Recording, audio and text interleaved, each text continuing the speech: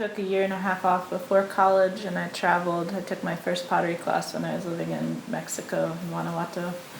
Yeah, I loved it. I was terrible at it, but it was really fun.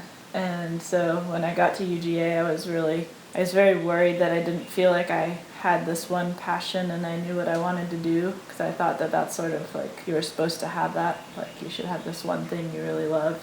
But that trip kind of ended up influencing me a lot, because I majored then in Spanish and ceramics after getting in touch with the ceramics department and just wanting to keep trying it out. And it sort of ended up like I just kept not stopping. Really, it turned into like something I really love, and I decided to make it my life's work at one point and did. That was a really challenging year last year. I still feel like I'm kind of recovering and coming out of that.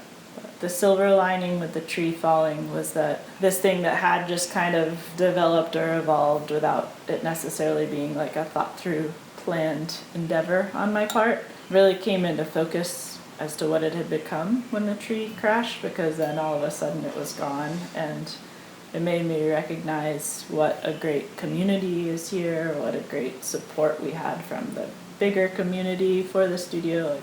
I've had a lot of support. I mean, that's the only way I could make it as a potter, as an artist, was that I've gotten a lot of support over the years, and I've appreciated that people come back and get more pots and follow me to my next place and stuff like that. So yeah, I put a lot of myself into each piece, and I try to make each one different, and I try to put a lot of love into each one. You know? Making pots that are deeply personal has always been sort of a challenge, but it's also pushed me to like start being more open with sharing myself to people. But definitely that pottery is everywhere in the world, and food and eating and communion and drinking tea or coffee and sharing. Like, that's why I love pots, is that it's sort of all about connection, I think.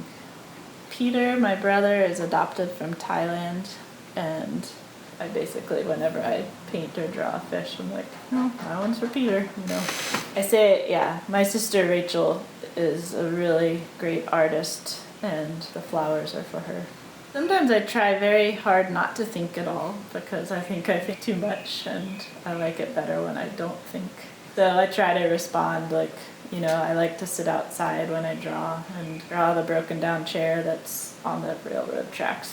I love my silly dogs that are always doing strange things around me, and those dogs turn into groundhogs and deers and bear and whatever they want to be. I think everything is a little too serious in general, so sort of warmth and lightness and silliness is underrated.